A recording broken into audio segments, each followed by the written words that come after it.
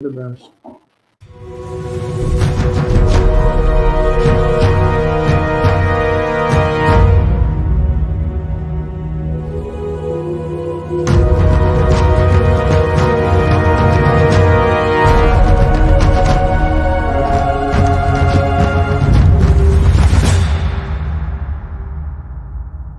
You want answers? I think I'm entitled. You want answers? I want the truth! You can't handle the truth!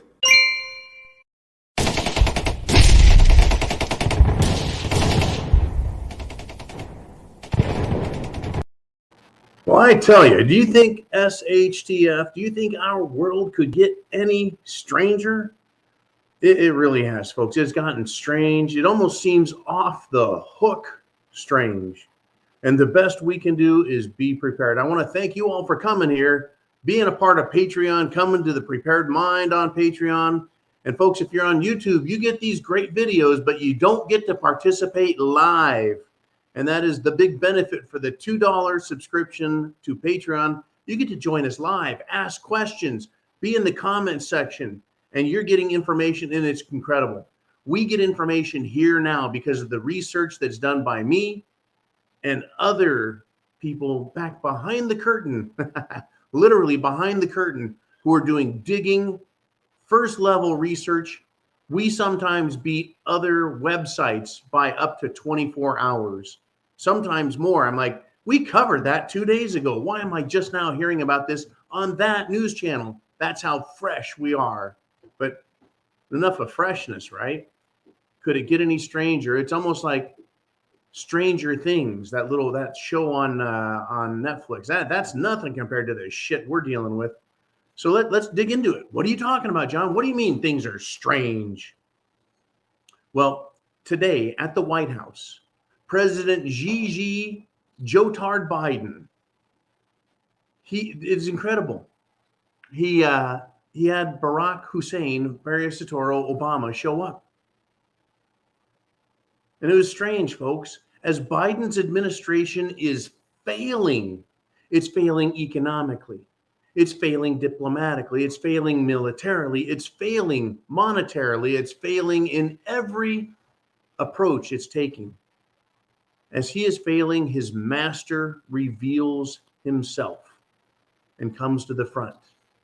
Barack Hussein Barrios-Toro Obama rears his ugly head, quite literally, in the White House.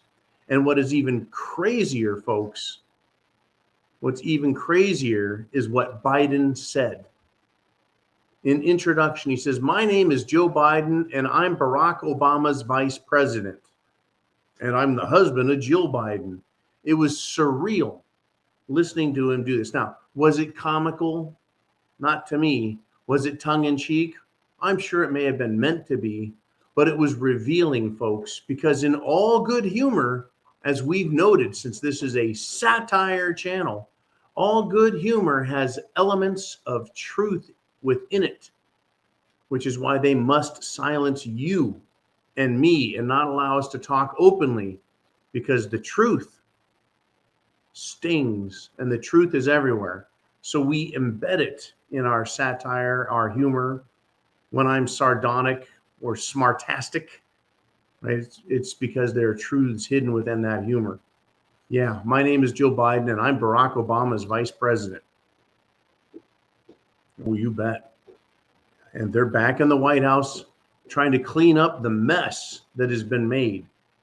Now, when I said the administration is failing on all counts, and I was talking about the military, well, I've discussed Secretary of Defense Lloyd Austin and what an absolute abject joke, failure, embarrassment, stooge clown, and a-hole extraordinaire this man is. Well, he was on Capitol Hill before Congress begging for money. And our man, Representative Matt Gaetz of Florida, Republican, who was attacked, folks, quite literally, by a retired FBI agent who was shaking him down for $25 million and threatening to out him. The mainstream media tried saying Matt Gaetz is involved in illegal procurement of across the border underage sex or some shit like that. It was all lies. It turns out Getz had done nothing wrong. It turns out, other than opposing folks, these jackasses in DC, these deep state, and boy, do we know they're deep now, do we not? I'm on my high horse today, folks. Yeah, these people are scum up there. It is the swamp. It is the deep state. They are part of an agenda that controls the bureaucracy, the courts, the White House, and Congress. But we have warriors up there still, like Representative Boebert, like Representative Marge Taylor Greene, like Representative Matt Getz. I wish they could do more. But at the very least, there was an explosive exchange between Getz and Secretary of Defense Lloyd Austin. And he said, hey, look, there's been so many blown calls. He says, has it occurred to you that Russia has not overrun Ukraine because of what we've done and our allies have done? Have you ever thought about that? And it was an explosive, fiery exchange, right? He says this, so I guess I'm wondering what in the $773 billion that you're requesting today is going to help you make assessments that are accurate in the face of so many blown calls. He says, no, in response, I'm embarrassed by your leadership. Because Secretary of Defense asked Getz if he was embarrassed by his country. He said, no, I'm embarrassed by your leadership. Right? And he did shit all over the Secretary of Defense, and rightfully so, over his woke military BS, his special training on the proper use of pronouns. This is the military we're talking about. Over his critical race theory that they're shoving down everyone's throats. He says, I'm not embarrassed by my country. This is Matt Getz. He says, I wish we were not losing to China. Essentially laying this in Secretary Austin's lap, saying, why are we losing the hypersonic missile race? Aren't we spending enough money? Unbelievable. It was a great exchange, and I thought, this is pretty damn strange. Right? It is a mess that we're in, folks. An absolute mess. And it is strange. It is strange. Now, Ukraine has admitted something that they're unlikely to take back Crimea. And I don't want to know what made them think they would take back Crimea or Donbass, the Donbass corridor. This is Zelensky, the leader, right? Now, I have some questions I want to ask you. They're questions, they are high strangeness. And it's something, folks, that I say the mainstream media has not told the world in America. Because before Russia invaded Ukraine in 2022, what was going on there, right? Why were two separate provinces of Ukraine declaring themselves as separatist republics, leaving, saying, we don't want to be part of that country?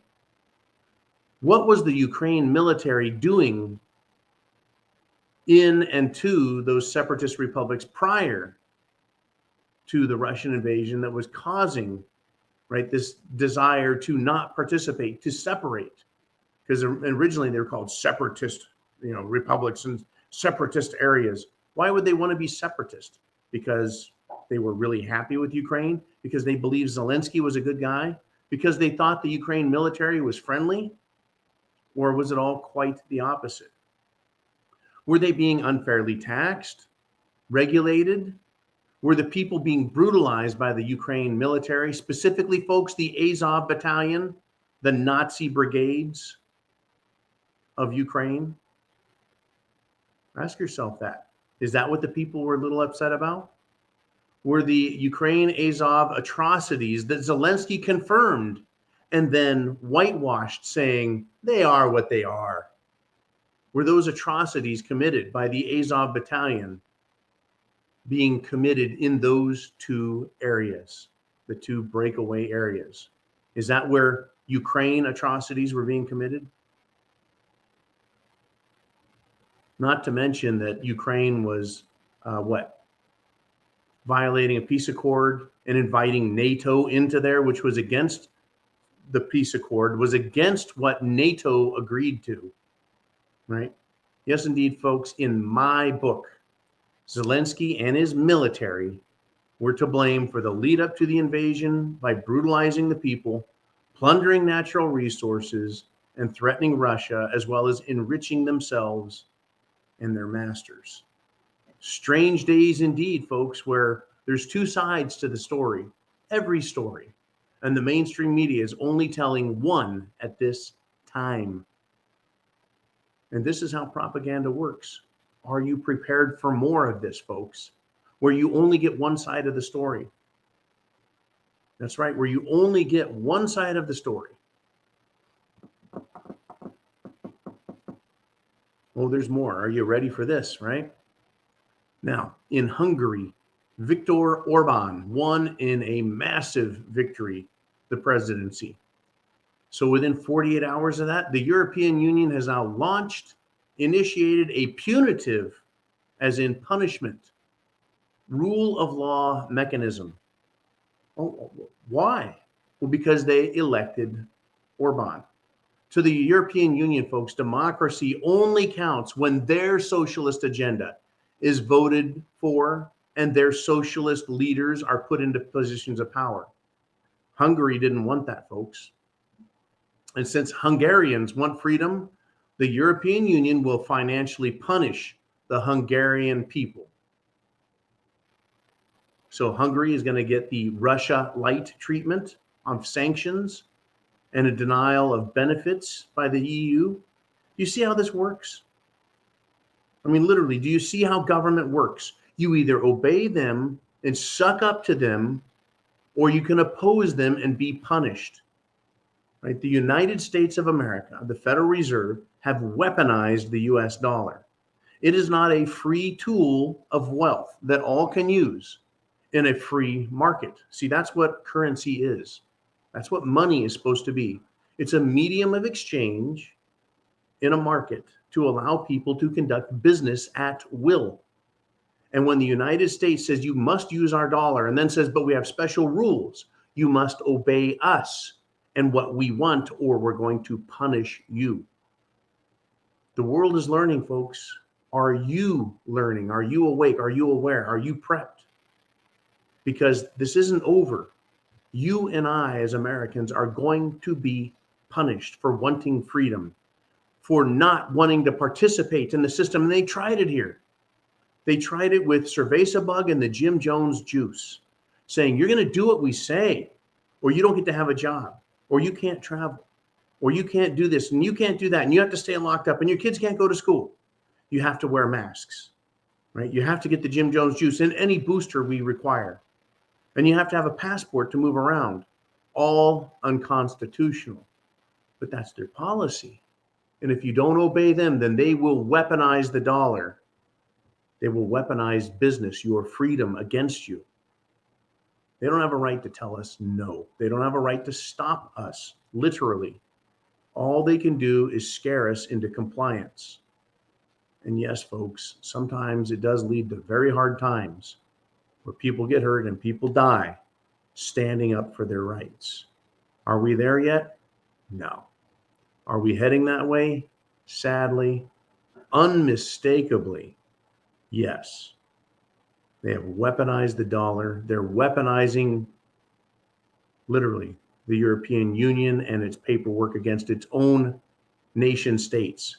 You think Ukraine, you think Belarus, you think other countries outside the EU would want to join that?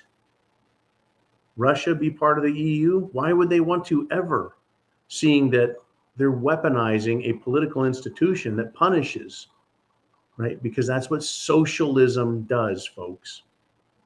Why should Hungary pay into the European Union when they will be damaged and punished for being part of that and then voting democratically their consciences?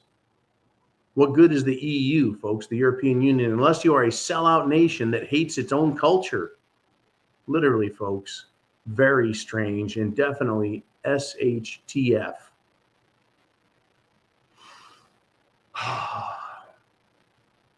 I mean, you want the strangeness? Get your questions into Jolene, by the way. Get them in there.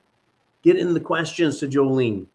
Right? When I play the intro, folks, and I show these people for the evil that they are, it's because they are.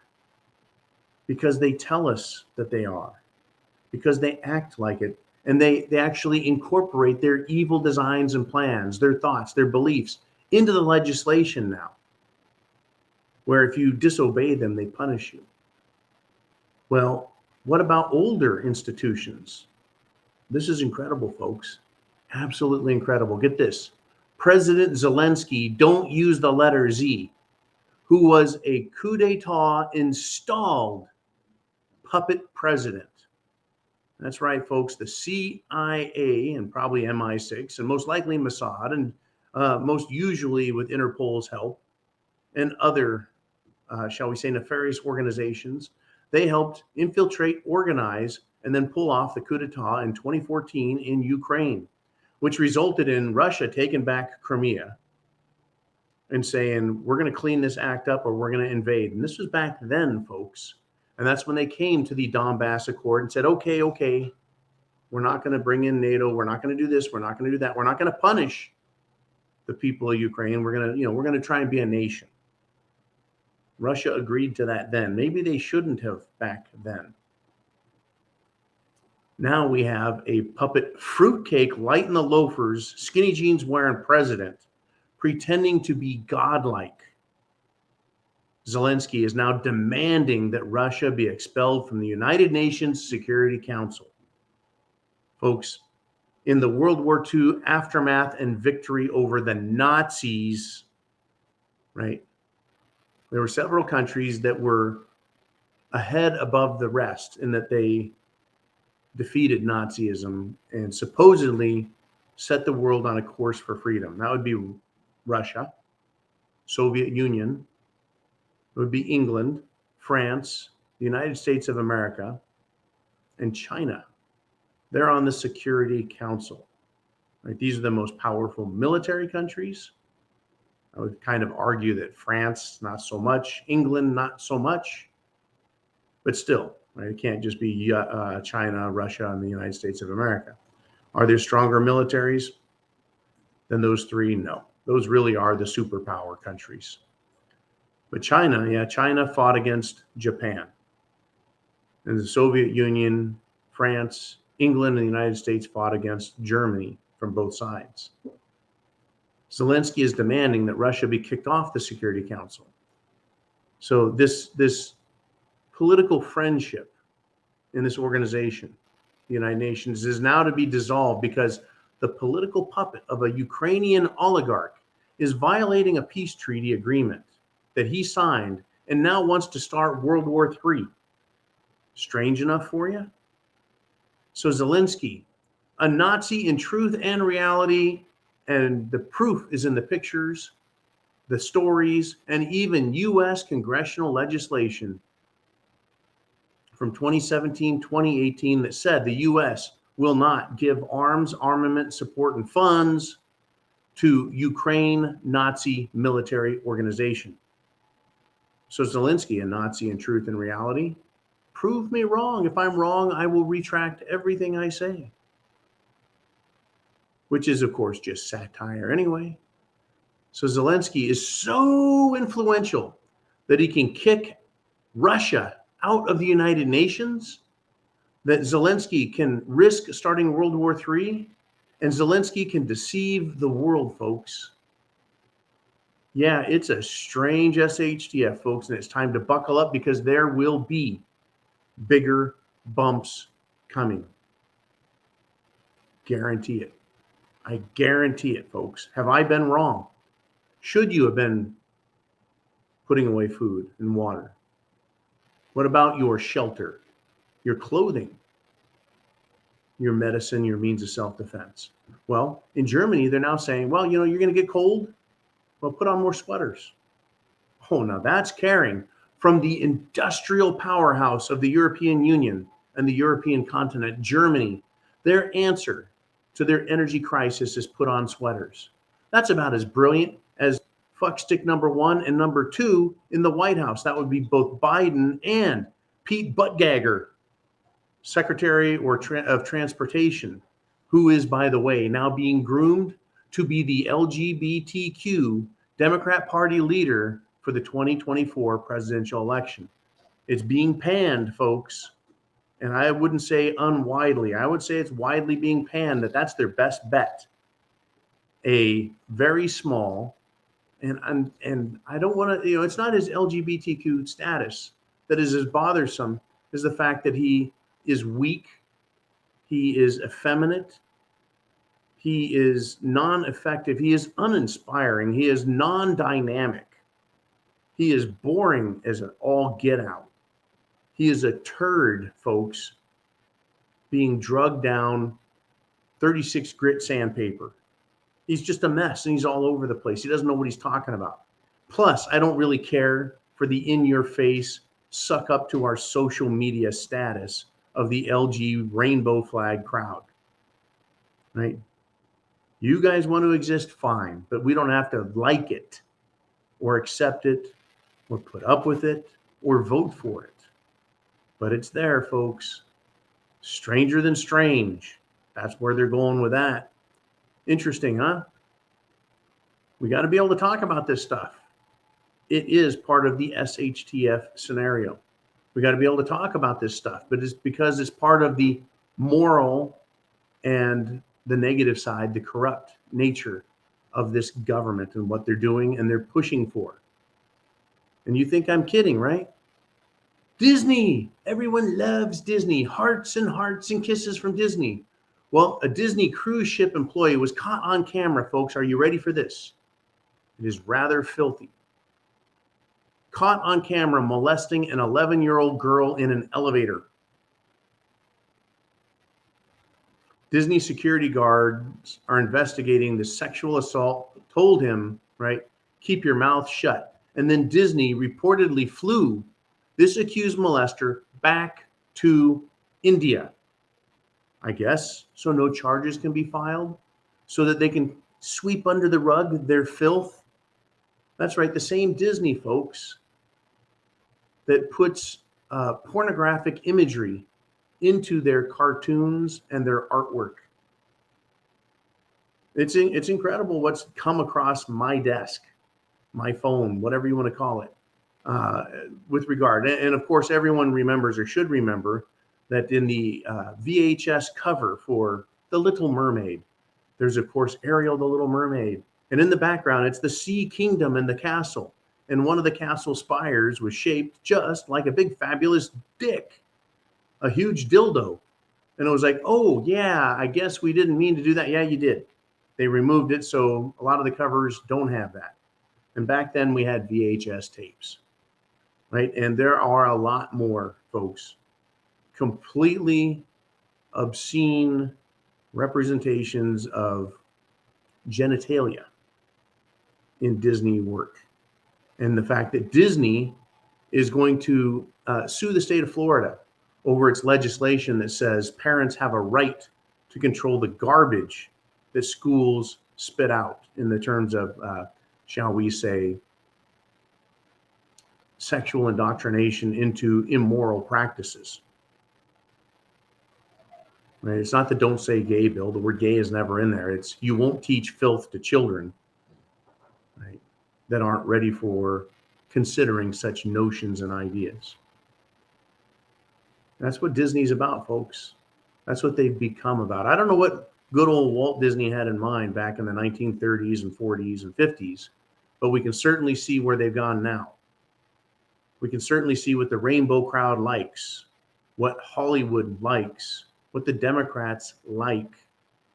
It's taking, folks, it's taking strong, conservative, decent people. I don't like to use terms like, Christian morals, just freaking decent, to pass legislation to stop this immoral, dangerous, destructive crap that's going on, including, folks, not just Disney, but the entire, shall we say, sexualization of children by the teachers and teachers unions, by the Democrat legislatures, which is allowed and almost, shall we say, encouraged by the judicial branch, including, folks, the latest Supreme Court nominee coming from Biden, someone that was an apologist and a forgiver of this type of crime. Pretty sick stuff, folks. Stranger than strange. Stranger than strange, folks. I mean, is it that strange? Really, John? Is it? Yeah, it really is. I mean, for example, the United States military, the Navy decided to commission a brand new nuclear-powered submarine. And it was visited by yet again another strange moment, folks. Joe Biden and his wife/handler, Jill Biden, attended the ceremonial commissioning of the USS Delaware, the newest nuclear-powered submarine. And guess what Biden does? In the ceremony, Joe Biden kneels. He takes a knee. He takes a knee, folks. He's been doing this a lot, and he continues to do it. Taking a knee in a formal photo as the President of the United States. He's kneeling before the flag. No, not before the flag. Not before the Commandant of the Marine Corps. Not before, I don't know. No one. Who's he taking a kneel before? Who's he taking a knee, folks? Bending the knee, to use the biblical expression. Bending the knee is a sign of submission and slavery. Joe Biden, as the President of the United States, is taking a knee before an anonymous and invisible master. That's how I see it. He is submitting and he is saying, we are beholden to you, right? Fealty. That's how I see this. I don't see any other way to see it because it makes no sense. The office of the president is supposed to be the man the people of the country put as their commander-in-chief and their chief executive, the president, to stand and represent all of us before our own nation and to the world. There's supposed to be dignity in that office. There's supposed to be intelligence, that's for sure. I would say, yeah, how about patriotism? Shouldn't that be a part of it? How about courage? How much courage do you have when you're on a knee? None. Okay? It's a sign of submission, folks. And Joe Biden is continuing to do that. Continuing to do it. So the U.S. has moved to have suspend Russia from the United Nations, not, folks, the Security Council, but from the Human Rights Council, calling its presence, Russia's presence, a farce. Well, the United States is doing that, and here we go again, Biden, right? How can, who is he serving that he's calling on Russia? He's not representing us because he bends the knee. Who is he representing? Who is he working for? Well, today, of course, later in the day, Barack Hussein, Barry Soetoro Obama, one of my least favorite people on the planet, that guy who he said, I'm the vice president and Obama is the president. In other words, he is less than. He is below in power and authority. He made that statement, folks, and I don't take things like that lightly.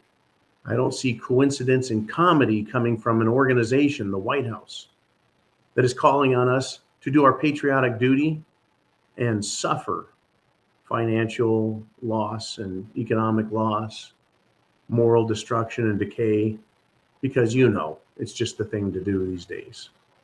So yeah, the U.S. wants to suspend Russia, folks, calling its presence a farce. Once again, how many civilian women and children were burnt to a crisp, burnt alive by a nuclear inferno, a nuclear bomb, folks, 2 U.S. nuclear bombs dropped on 2 Japanese cities in World War II, right? And the US wants to say that Russia is a farce if they're going to be on the Human Rights Council. Did the United States consider the human rights of all those Japanese women and children that were burned to a crisp? Or did they just nuke them, folks? Tens of thousands of Japanese instantly being cooked alive against the wishes of MacArthur and other military experts at the time. Yeah, I'm no fan of what happened there, folks. I'm not proud of that when you reflect on what was done. And you can say, well, that was a long time ago, John. That was 80 years ago plus.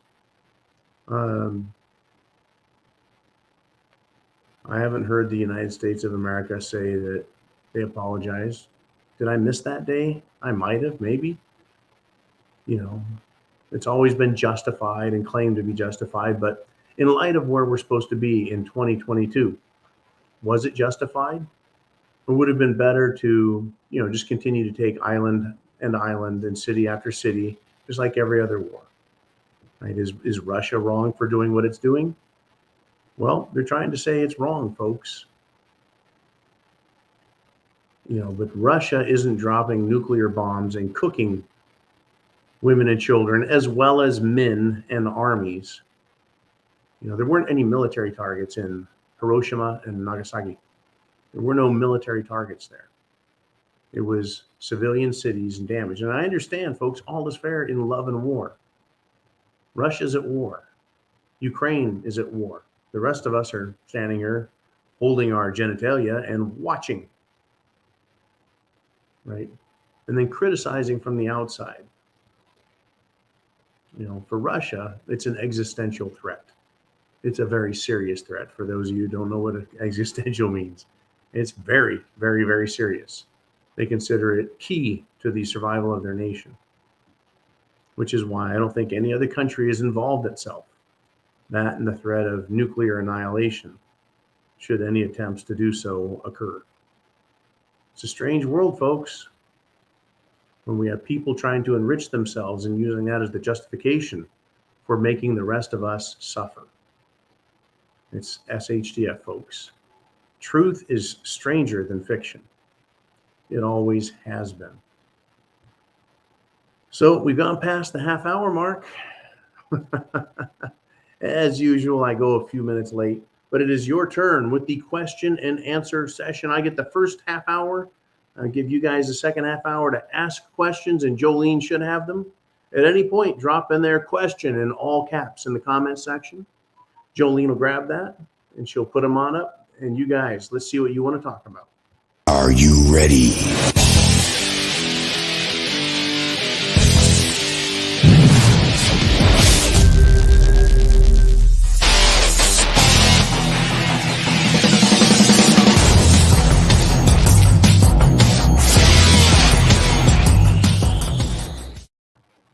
Well, here we go. Who's going to be first in line? Looks like we don't have a whole lot of questions today, but I recommend getting them in. This is your chance, folks. I would rather, at this point, leave Studio B, go back to the bunker, make some dinner, do some more reading about what's happening around the world. But this is your chance to step up, to ask some questiones. So we're going to start with Bonnie Blue 2A. And she says, is Antifa anti-fascist because they protested President Trump and his supporters? Or are they anti-fascist for failing to protest funding of real fascists in Ukraine? This is another one of those just asking a question for a little bit of clarification. I mean, it's really not, I don't think, too difficult to see the hypocrisy in this. Now, back in the 1920s and then again in the 1930s, there was a group called Antifa. And they were communists back then. And they were in Germany, and they opposed directly the German Nazi Party. Antifa, because they opposed the Nazis of Germany, were not good guys because they were Antifa. They were communist. Right? That's not far right, and it's not far left. Both communism and fascism are both socialist ideals expressed in a political, shall we say, control mechanism. Both of them are socialist. Both of them are authoritarian and totalitarian.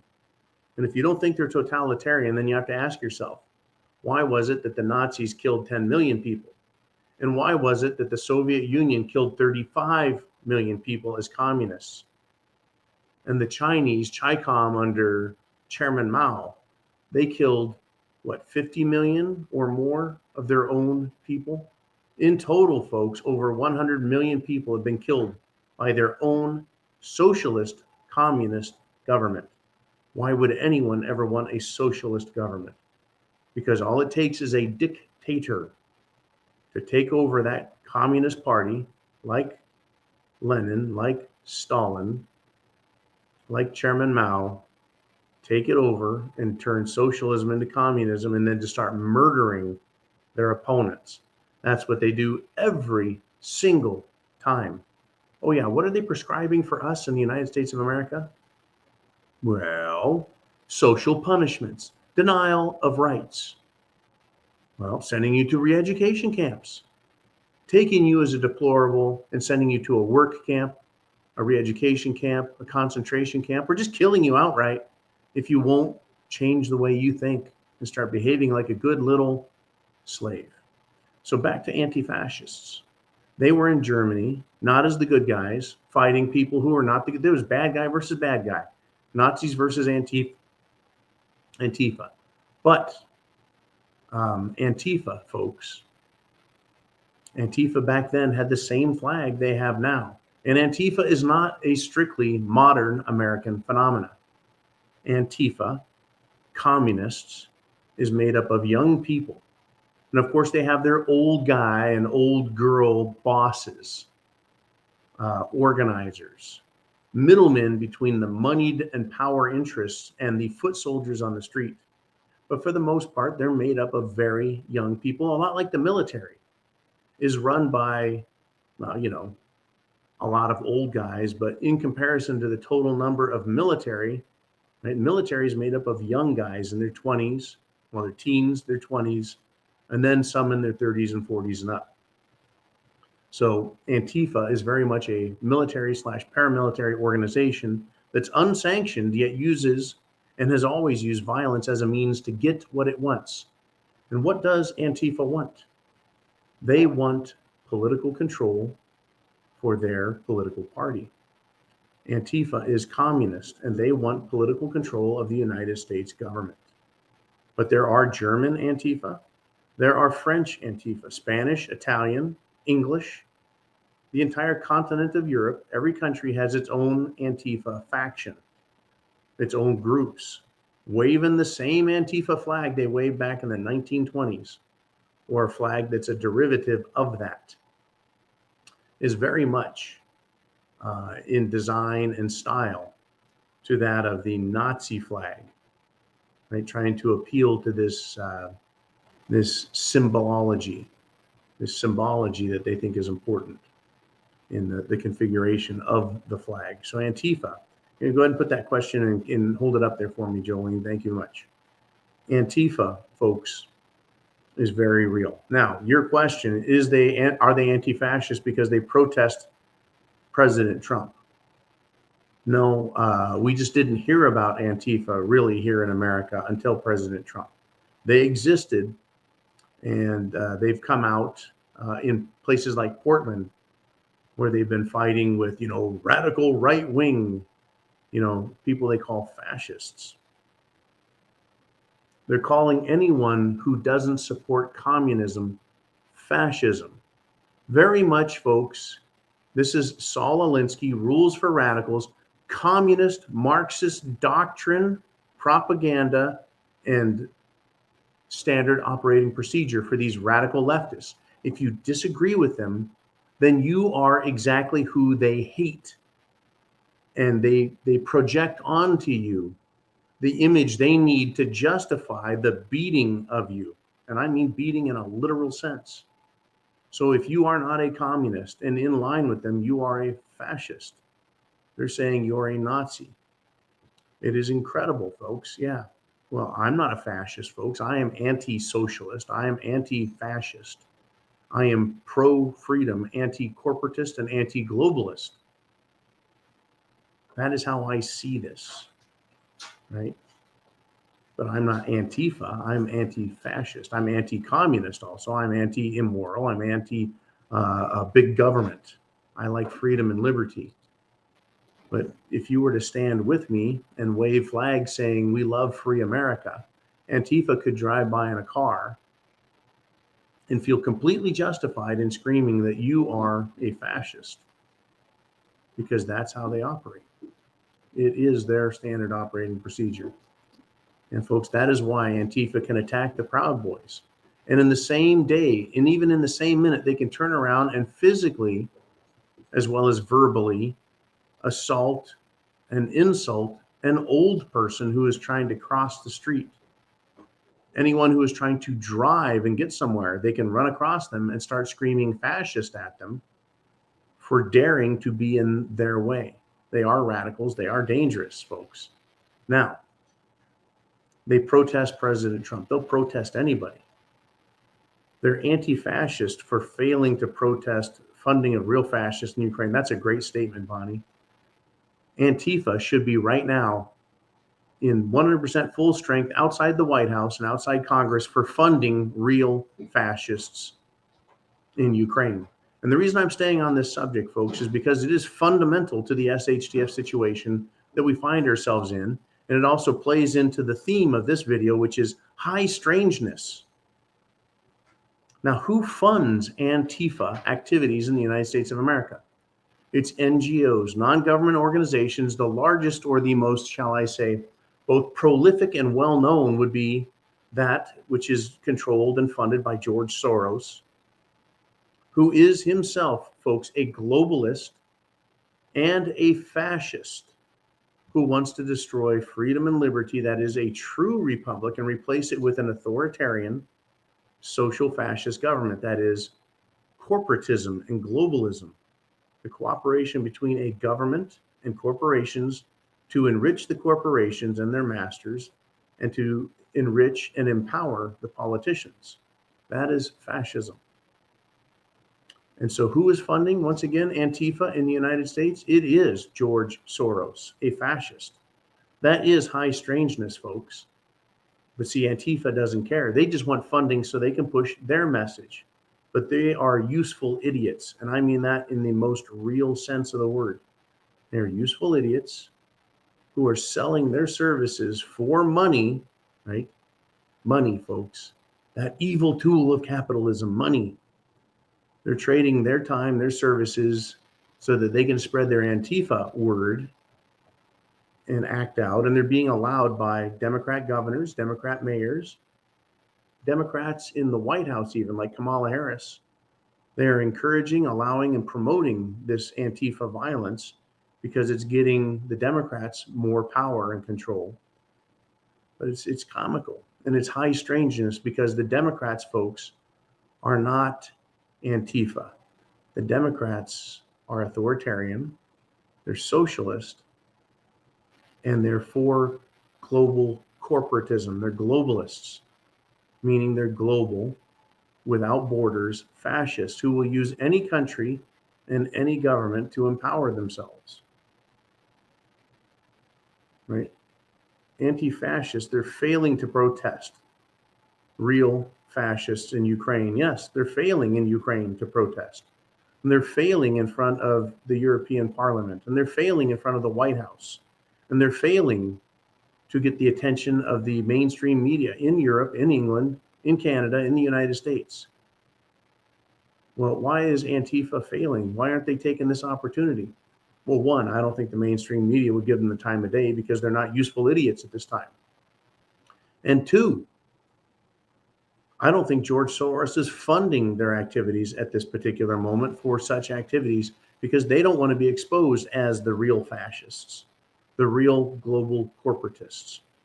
They need everything about Ukraine to end and end in their favor. And Russia's not allowing that. And that's why they're threatening World War III with Russia. That's why they're threatening to kick Russia off of the Human Rights Council, the Security Council. I'm sure they would like to banish them altogether from the United Nations. Well, there's a lot more players on the board, folks. This chessboard is not down to the king and queen on one side and two pawns and a king on the other. You see, China's a part of this game. And China, folks, is a communist-run country. It's politically a communist, but it's being run as a corporate, international, fascist economy, which is even more bizarre. But the communist government retains 100% authoritarian and totalitarian control, but they allow fascism as its economic model because it is more productive. Because the corporations that are operating inside of China, if they're making a huge profit for themselves, they will work harder and produce more money, from which the Communist Chinese Party, or the Chinese Communist Party, the CCP, which they get paid. It creates wealth and prosperity for the communists to control. But the communists always maintain, folks, their communism in China, the political control. And they will, when it's convenient and at a time that they determine, return all means of production, natural resources, and the people themselves into a communist state of being. And that's what communism is, folks, is there is no private held property, business, or industry. It's all held by the People's Republic, the Communist Party. This is very important where we're at in this fight. Now, Russia is quite different. It has oligarchs just like Ukraine and just like Europe and just like America. Oligarchs just meaning really, really rich people with lots of power and money. But it sounds evil and bad, does it not? Oligarchs, right? How about this aristocracy, right? Dethroned or slightly impugned royalty. They exist in Russia.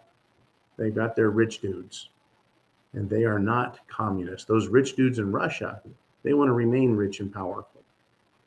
But Russia and China are benefiting from each other, and they are being outed, right, of this system. But China, of course, produces so much because American and European corporations have moved their operations, their means of production from Europe and America into China, which is empowering China.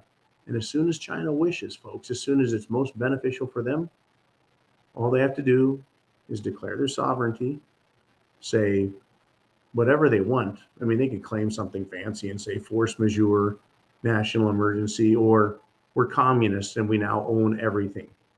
Every person, every piece of equipment, all the inventory. And what will the world do? Will they invade China to get back their machines and their tools, their programs and their plans? Nope, China owns it all, folks. Why do you think China has beautiful replicas of American military equipment? I mean, they could have chosen to mimic the Russian military equipment, which isn't so bad. Jets and other equipment, modern. They do have hypersonic missiles, which are better than US hypersonic missiles, but they also have fighter jets, clones, if you will, of American fighter jets. Funny how that works. I wonder what president who questionably was born in the United States of America may have sold that kind of information to China. How did it slip out of American hands and over into the Chinese world? Very good stuff. I know I spent a lot of time on this, folks, but it is high strangeness. And bringing up Antifa really does tie together how do you tie together the disconnected? How do you show strangeness to be the reason we are where we're at? Well, I just did the best I could. They lie, they contradict themselves, yet they retain power. It's incredible, folks. And it's very, very similar to what happened in the 1920s and 30s and how very powerful authoritarian governments came to have war with one another. If we got some more questions, we can roll into that, Jolene. And we do. We got Serge, and he says, one truth and one lie. Uh-oh, I think we're going to play that game, which is Stump the John. And where did I put that? Ah, yes, Stump the John.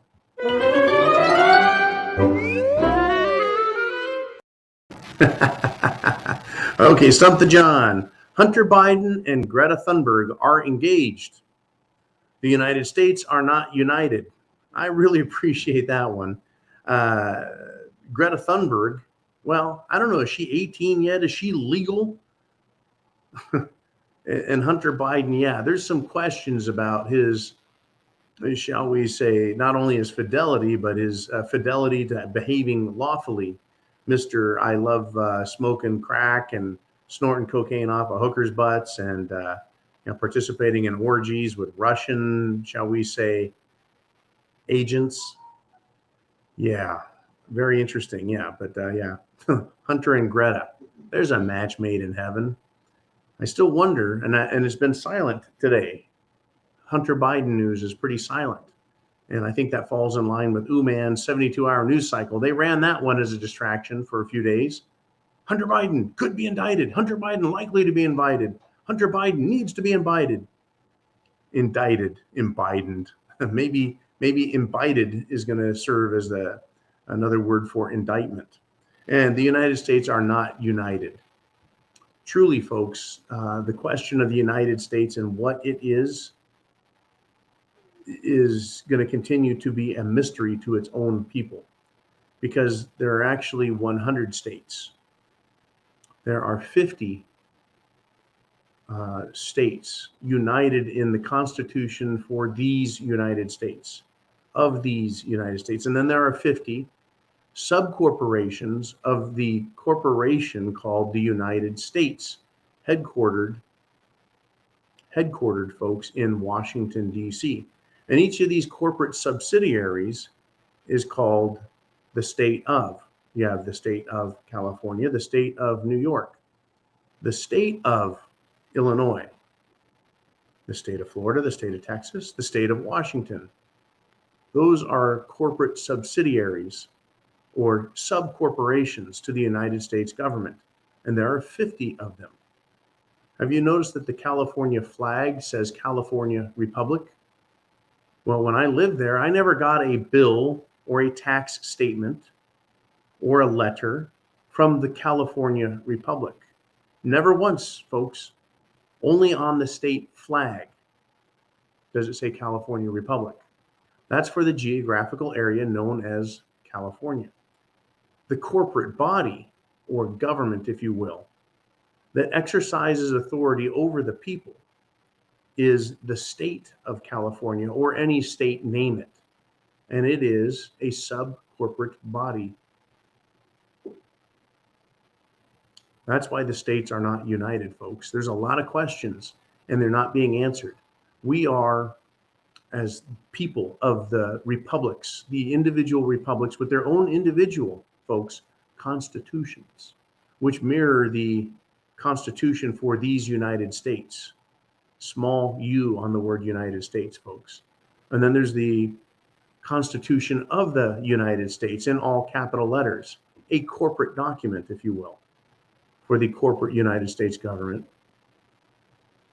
And this is lost to history for the most part.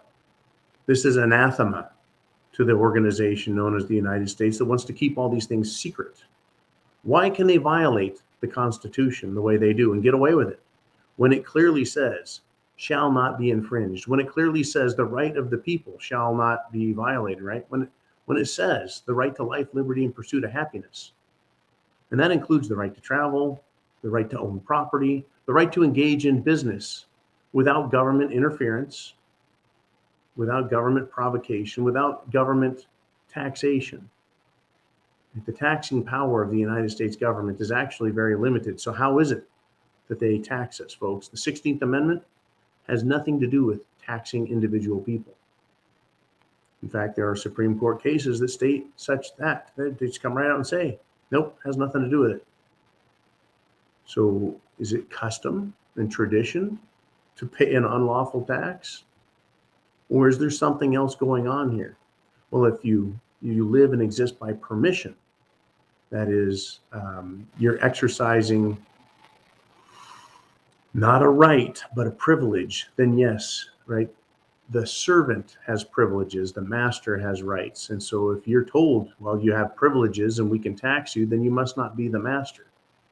So they've reversed the position, and they've done that by creating these corporate states and then claiming that anyone living within the geographic boundaries of those states, that corporation is the mightiest in the state. So the state of California government is the mightiest corporation, and therefore it's allowed to do whatever it wants. And isn't that how it works? Yeah, these states aren't united, folks.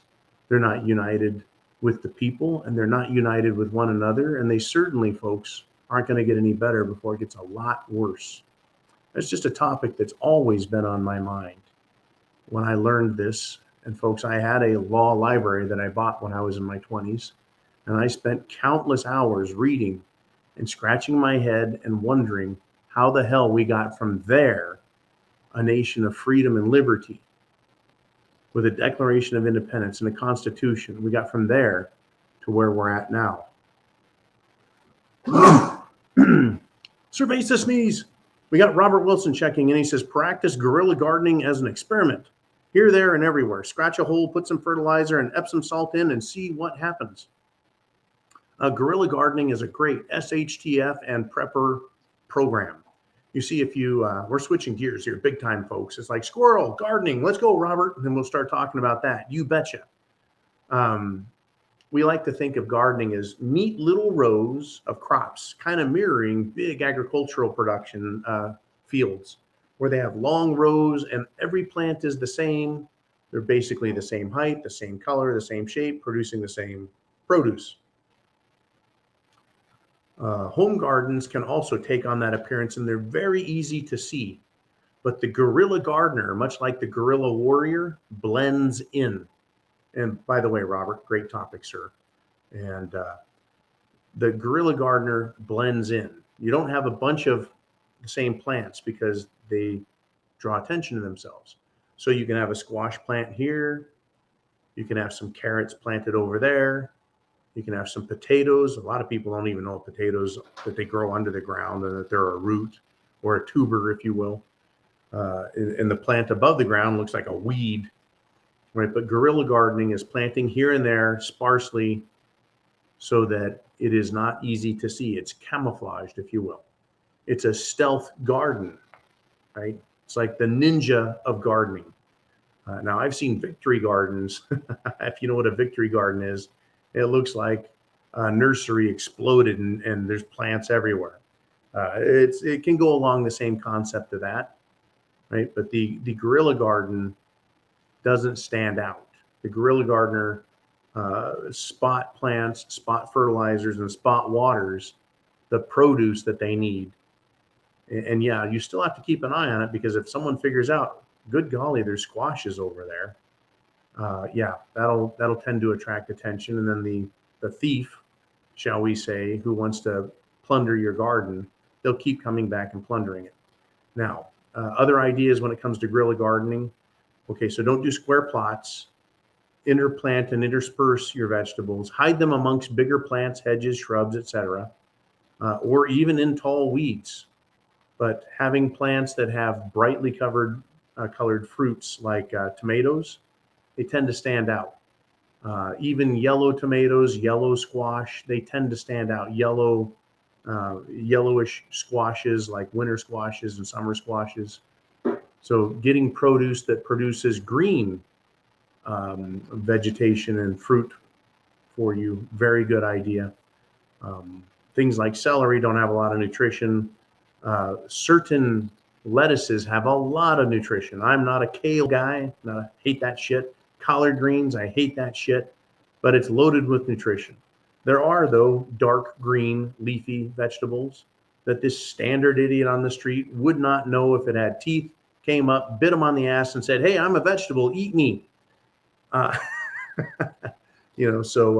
Lettuces, spinach, they look like weeds, folks, unless you know what they look like.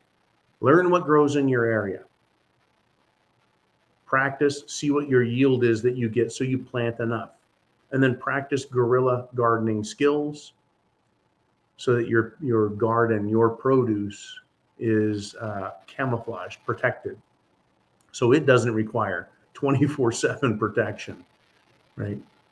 And once again, I do love the sprouts. I do love the sprouts. Crispy bacon, really spent a lot of time looking into the sprouts in a jar, the 2 salads a day program. It works very, very well. And that can be done guerrilla style as well. It doesn't need direct sunlight, the sprout program. It works indoors, and so it can work out of doors also, out of the direct sunlight, hidden. It can get lots of fresh air, lots of warmth, and have great produce value and nutritional value, but not be not be exposed to the eyes of those who would like to benefit themselves at your expense. All right, we're going to call it a day, I think, unless Jolene wants to throw one more at me. And as usual, I don't mind staying a little longer. But in this case, I think I'm going to wrap it up. Chance favors the prepared mind, folks. Even in the face of high strangeness, we can see what's happening. We can separate the BS from the truth, and we can see how it applies, right?